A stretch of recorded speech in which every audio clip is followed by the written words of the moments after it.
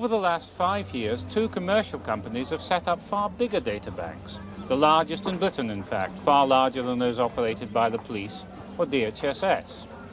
These commercial data banks have information on virtually everybody in the country. I know that I'm on the computers because I've looked. You're probably on the computers too. And almost certainly, everyone around me here in this market town is on these commercial computers as well. It's market day in the Yorkshire town of Knaresborough. We wanted to demonstrate just how much information is held on these private data banks and to find out how people reacted. Inside the Tourist Information Centre in the town square, we set up a computer inquiry system with a terminal and screen linked directly to 2 private data banks.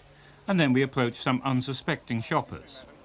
There was no shortage of volunteers, people naturally curious to know what the computer might reveal and willing to tell us their reactions. But what would the computer say? Neither we nor our volunteers knew the answer. And how you react to that? Okay, fine. Okay. It's number 12. St Paul's Road.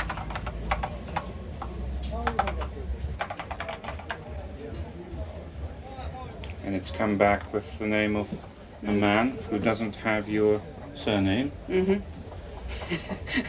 Is that the man's name known to you? Yes, that's my husband. How do you feel? Anne Watson's normally known by her maiden name because of her work. I think that's absolutely disgusting. I mean, I don't see why you should have access to that kind of information. I mean, that in particular could be quite embarrassing, couldn't it? I mean, it's bad enough that we just get vast amounts of unsolicited mail, you know, by this, by that, and phone calls, financial services, speaking as though they're personal phone calls. Now you can understand why. Our next volunteer was also faced with the name of the man she was living with. Oh, yeah. You're Bridget Howard? Yeah. And can I ask you who Mark Golding is? The boyfriend. And yeah. You're sharing a house together? Yeah, we just bought it, yeah. Well, I mean, you're saying you accept, isn't it? Yes, it doesn't bother me because I've known that information is held for so long. The fact that it's on computer is not really any different from it being in print. That's amazing. I hope it doesn't tell you about my 5 years in Dartmoor or anything like that.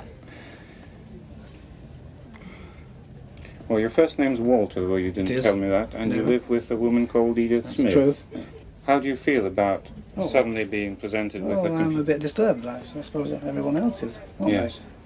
I do get a lot of unsolicited mail. Yes. I mean, who doesn't?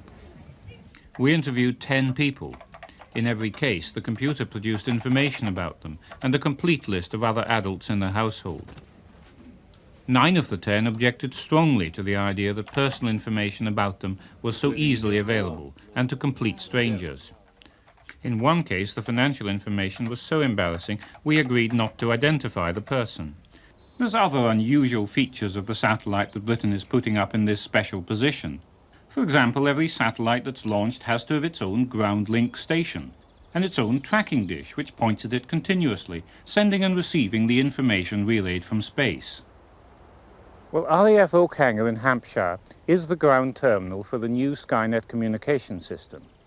Earlier this year, the major electronics company Plessey installed this multi-million-pound tracking and control centre for the new satellites. So they're rather secretive places too. We've got one of our gentlemen coming up to see you. Would you like to hang on until he arrives? It'll only be a few minutes. Ministry of Defence police patrols continuously circle the outskirts of the base, keeping watch for suspicious passers-by. Obviously, as probably my officers have informed you, we can't stop you from filming Menwith Hill station from the road. Are you saying that Britain and NATO effectively depend entirely on the United States for that information? For that strategic intelligence, Mr. Campbell, the dependence is total.